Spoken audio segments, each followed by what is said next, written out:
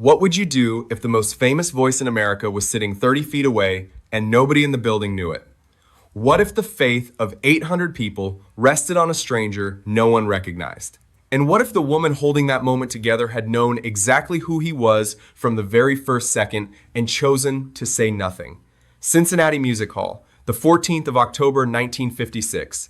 Backstage, 6:47 p.m. Herbert Wallace was running. 800 people were already seated on the other side of that wall. Church congregations, families in their Sunday best, old men who had driven 4 hours for one voice. And that voice was about to go silent before the curtain ever rose.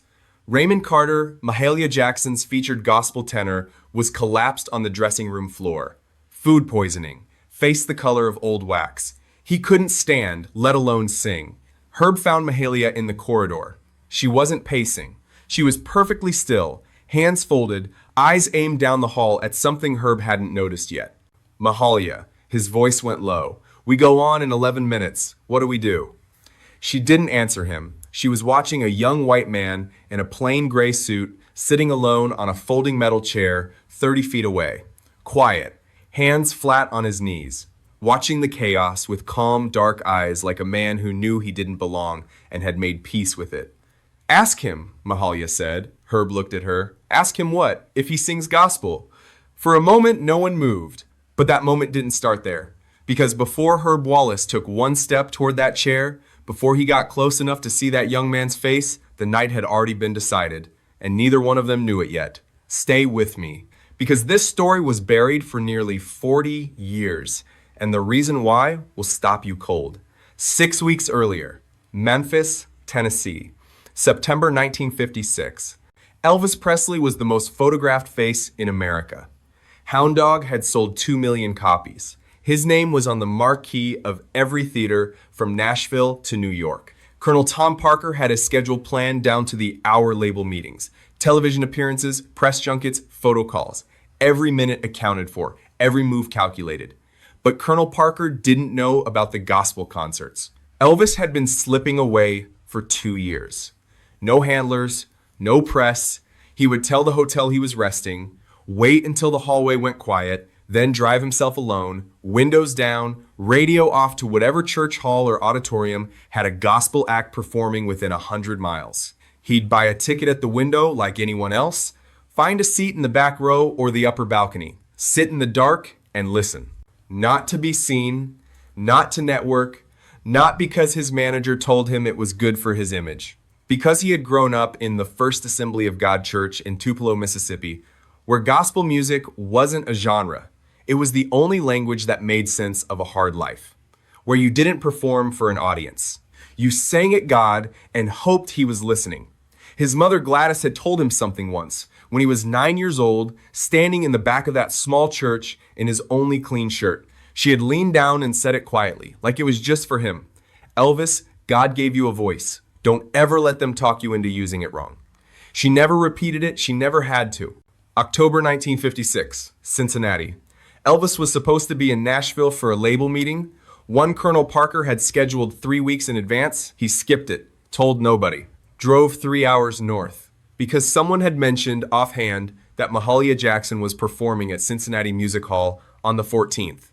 He had never seen her live. He needed to. He wore the gray suit on purpose. No flash, no product in his hair, collar down flat. He bought a ticket for Section C, row 12, paid cash, and arrived early enough to find the building before the crowds. He slipped in through a side entrance, the wrong door, as it turned out, and found himself backstage before anyone could redirect him. When Raymond Carter collapsed and the backstage corridor erupted into controlled panic, Elvis sat down on the nearest folding chair and stayed out of the way. He was waiting for someone to point him back toward the audience. That was all. Nobody recognized him. Not the stagehands, not the musicians, not the woman rushing past him with an armful of programs. He was just a young white man in a gray suit, sitting quietly while the world moved around him. But Mahalia Jackson had recognized him the moment he walked through that wrong door. She had said nothing for 23 minutes, watching him sit still while everyone else scrambled, watching how he held himself in a room that wasn't his. She had been waiting to see what kind of man he was when no one was looking at him. And what she saw made her make a decision that was going to terrify everyone on her team. October 1956 in Cincinnati was not a neutral moment in American history. It was never neutral anywhere but that fall. In that city, the tension between what America said it believed and what it actually practiced was pulled tighter than usual. 3 white city aldermen had formally objected to Mahalia Jackson's booking at Cincinnati Music Hall in writing. A gospel singer, a church concert, and still 3 men in suits had filed paperwork against it.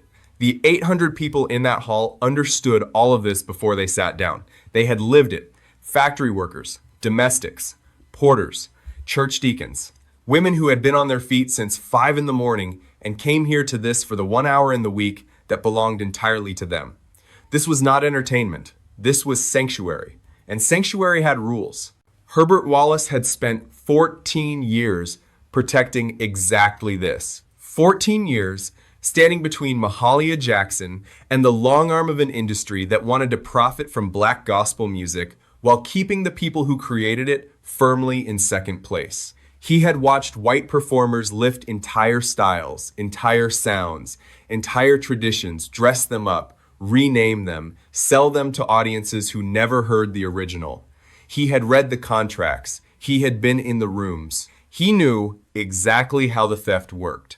6 weeks ago, a black radio DJ in Cleveland named Tommy Edwards had called Elvis Presley a thief in a sequined shirt on the air. The quote was reprinted in 4 newspapers. Herb had cut it out and kept it in his jacket pocket. Not out of anger, out of memory, because memory was the only armor that worked. Now he was walking down a backstage corridor toward that same young man. And every step he took was a war between what he knew and what Mahalia had just asked him to do. Elvis, 30 feet away, was having his own war. He had read Tommy Edwards' quote. He had seen himself through those eyes and had not entirely disagreed.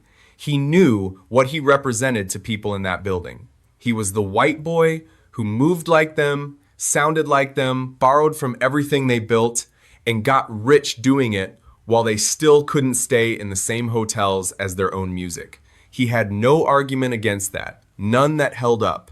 Colonel Parker's voice ran through his head like a ticker tape. You go out on that stage and you will lose half your audience. White teenagers don't want to see you in a black gospel concert. Stay in your lane, boy. Stay where the money is. And underneath that, quieter but stronger, his mother's voice, don't ever let them talk you into using it wrong. He was a 21-year-old kid sitting on a metal chair in a hallway where he absolutely did not belong, about to be approached by a man he could see didn't want to approach him. He knew what was coming. He had 8 minutes to decide what to do with it. Herb stopped in front of him, stood over him, looked down at this young white man with the quiet hands and the plain suit and the face that half of America had plastered on their bedroom walls. And he said 4 words, flat, professional, giving nothing away. What Elvis said back was not what Herb expected. It was not what anyone would have expected, and it stopped Herbert Wallace's 30 years of certainty dead in its tracks. Don't go anywhere. What happens in the next 2 minutes changes everything, and it's something the history books left out completely. Miss Jackson wants to know if you sing gospel. Herb's voice was flat and professional. He gave nothing. He was looking down at this young man the way a man looks at something he has already decided about, waiting only for the formality of confirmation. Elvis looked up at him. No performance in his face. No star quality switching on. Just a 21-year-old with steady eyes and hands that weren't quite steady. He said, I was raised in it. I don't know if that's the same thing as singing it.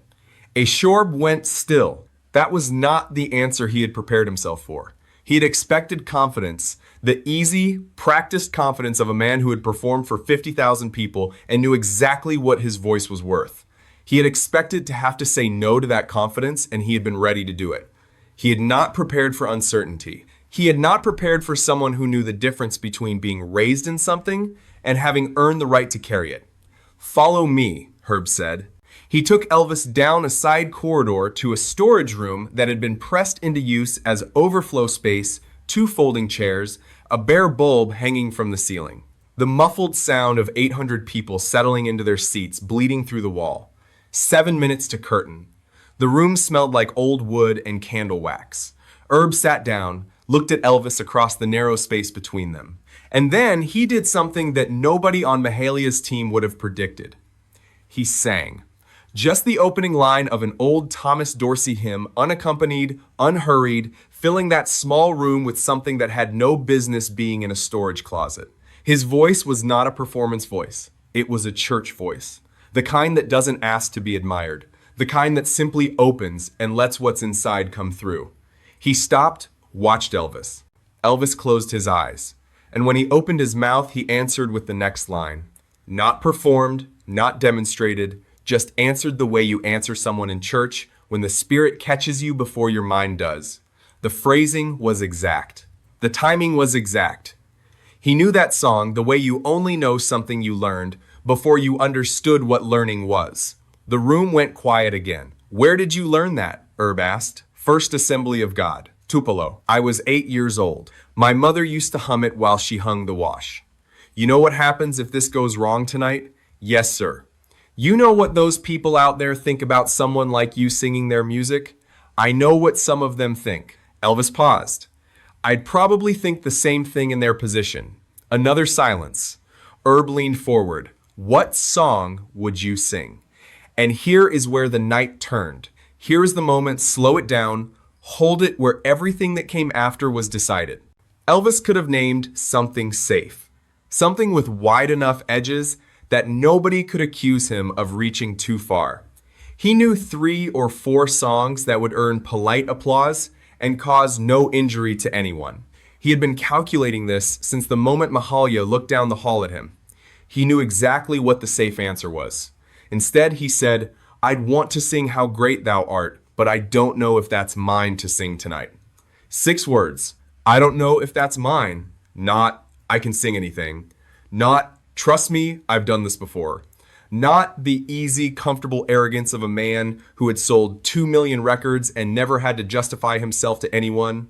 Those 6 words broke something open in Herbert Wallace that 30 years of professional armor had kept sealed shut. He stood, straightened his jacket, walked to the door. He was going to get Mahalia. He was going to tell her yes. Then Elvis said, quietly at his back, Mr. Wallace, if she decides it's wrong for me to go out there, I'll go find my seat in Section C. I bought a ticket. I just came to hear her sing. Herb stopped at the door. He didn't turn around. He stood there for 3 full seconds with his hand on the frame. Then he walked out without a word. He found Mahalia in the corridor, told her every word of what had happened in that room. She listened without interrupting. When he finished, she was quiet for a moment. Then she looked toward the stage. Tell him how great thou art, she said, and tell him to sing it like he's the only person in the room. What happened when Elvis Presley walked out onto that Cincinnati stage, what 800 people saw and felt and could not explain, had never been caught on tape. No recording existed, no photograph, only the testimony of the people who were there. And what they all described years later was the same impossible thing. Stay right here. The next 60 seconds on that stage, I promise you have never heard anything like what comes next. Mahalia walked out first. The hall rose for her the way a congregation rises, not because a protocol demands it, but because the body simply responds. 800 people on their feet before they even decided to stand. She raised one hand and they sat back down, and the silence that followed was the particular silence of a room that has given itself over completely to what comes next. Before we begin tonight, Mahalia said, her voice filling every corner of that hall without effort, we have a young man who is going to open us in worship. Some of you may know his face. I am asking you to hear his heart instead. No name. She gave no name. Elvis walked out from the wing. The murmur started in the front rows and moved backward through the hall like water, finding its level 1 voice to 2, 2 to 10, 10 to 100, until the entire room was processing what it was seeing. A young white man in a plain gray suit walking to the center of the stage at a Mahalia Jackson gospel concert on a Sunday night in Cincinnati. A woman in row 4 said it out loud. That's Elvis Presley. The words moved through the hall like a current. Some people stood not in welcome, in the rigid, braced posture of people preparing to be offended. Elvis stood at the microphone. He did not speak. He did not smile or wave or do any of the 1,000 things that performers do to manage an audience. He looked out at those 800 faces, most of them set hard against him, and he did the only honest thing left to do. He closed his eyes and he began. No piano introduction, no organ, no band behind him, just his voice alone in that hall, starting from the very first word with no runway and no safety net. "O Lord my God, when I in awesome wonder." It was not the voice from the records, not the voice that had made teenage girls scream from Jacksonville to Los Angeles. It was the voice underneath that voice, the one that had never been recorded, never been sold, never been managed or produced or positioned for a market. It was the voice of a boy from Tupelo who had learned to sing in a church where nobody had anything except faith and the nerve to keep showing up. The first verse landed in complete silence, not hostile silence, something else entirely. The silence of 800 people who had come expecting one thing and were being handed something they did not have a category for. In row 7, a 67-year-old Sunday school teacher named Mrs. Alma Jean Broward, who had attended every Mahalia Jackson concert within driving distance since 1948 and had never once wept at any of them, put her hand slowly over her mouth. The woman beside her reached across and took her other hand without looking. By the second verse, 3 people were openly crying. By the third, a man in the back row began to hum along softly, unconsciously, the way your body joins something before your mind gives permission. And then Mahalia Jackson walked back out onto the stage. Unplanned, unrehearsed. Nobody had told her to. She simply walked out from the wing and stood beside him and began to sing with him. Her voice wrapping around his the way the ocean wraps around a stone. Enormous and certain and completely without competition. 2 voices, 1 song. The hall broke open. People rose to their feet. Hands lifted. The factory workers and the deacons and Mrs. Alma Jean Broward and the men who had driven 4 hours and the women who had been on their feet since 5 in the morning, all of them, together, caught inside something that had no racial category and no commercial value and no explanation that would satisfy a skeptic. It lasted 9 minutes. Nobody moved toward the exits. Nobody checked their watch. And in the wing, Herbert Wallace, who had not cried since his mother's funeral 17 years ago, was crying. But not for the reason you would expect. Not because of the music, because of something he had just realized, standing in that wing that he had been wrong about for 30 years. If this story is moving, you share it with one person who needs to hear it today. And stay. Because what Herb realized in that wing is the most important part of this entire story. The hall was still alive on the other side of the wall, voices layered on top of each other, the particular warm noise of 800 people who had just shared something they hadn't expected. Elvis was somewhere in the middle of it. People had come down to the front, not for autographs, just to stand near him, to shake his hand, to say nothing, or to say everything at once. Herb found Mahalia in the wing. His eyes were red. He started to say something, an apology, an explanation, some accounting of the doubt he had carried down that corridor 40 minutes ago. She stopped him before the first word was fully out. "Don't apologize for protecting what's sacred," she said. "That's your job." I almost said no. I know. I would have been wrong. She looked at him. Yes. But you were wrong for the right reason. There's a difference. Herb understood what she meant. He had spent 30 years building a wall against people who came to take. He had never once left a door open for someone who came to give. He had not known until tonight that those were 2 different kinds of people. He did now. Elvis found him before leaving, no handlers around him. He crossed the backstage corridor alone and extended his hand. "Thank you," he said. "For the song in that back room, I needed to hear it first." Herb shook it, held it a moment longer than a handshake requires. "Your mother taught you right," he said. Something crossed Elvis's face. Quiet and unguarded. "She's still trying," he said. Gladys Presley was alive in October 1956, but barely. She had been sick for months. He drove home to see her every week he wasn't on the road. Mahalia had been standing close enough to hear it. She caught Elvis's eye and tilted her head toward the corner of the wing. 30 seconds. Private. Just the 2 of them, voices low, the noise of the hall still pouring through the wall behind them. Nobody heard what she said to him. Herb watched from across the wing. He saw Elvis listen. Saw him nod slowly, once, the way a person nods when they are being told something they already knew but had not yet been given permission to believe. Herb would describe that expression in a gospel music journal in 1994, 4 months before he died at 99 years old, in the only interview he ever gave about that night. And in that interview, in a journal with a circulation of 4,000 copies that sat in a Chicago archive for 17 years before anyone found it, he finally told the world what Mahalia had whispered to Elvis Presley in that corner. And it explains everything. This is the part nobody knows. Stay for the final chapter, because what Mahalia said in that corner is the reason Elvis Presley made the most important decision of his career 4 months later. Chicago, 1994. A gospel music journal with a circulation of 4,000 copies. Herbert Wallace was 99 years old. He had never spoken publicly about that October night in Cincinnati. Not once in 38 years. But something in him had decided that a story kept too long becomes a debt, and he was running out of time to pay it.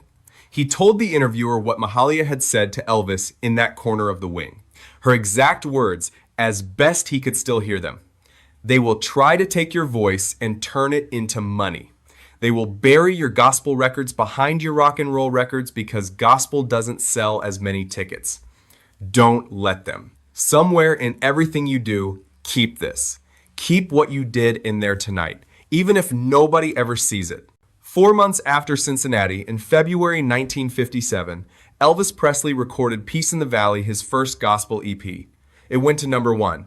He followed it with His Hand in Mine in 1960. Then How Great Thou Art in 1967. He won 3 Grammy Awards in his lifetime. All 3 were for gospel recordings, not one for rock and roll. After Elvis died in August 1977, Graceland was opened and inventoried room by room. In the music room, tucked behind the upright piano against the far wall, someone found a folded piece of notepaper in Elvis's handwriting. 4 words and a date. Cincinnati, October 1956. Herb, let me in. Not Mahalia's name, not the music, not the 800 people who rose to their feet, just Herb. The man who almost said no. The gatekeeper who looked at a frightened 21-year-old in a plain gray suit and chose against 30 years of hard-learned armor to open the door anyway. Because sometimes the most important person in a great story is never the one standing in the spotlight. It's the one who decided, in a dim backstage corridor with 7 minutes left on the clock, that the stranger on the folding chair deserved a chance to prove himself. If this story stayed with you, drop a comment about a time someone opened a door for you when they had every reason not to. And if you want more stories about the moments that history almost forgot, subscribe. Because the most powerful moments rarely make the headlines. They happen in the hallways.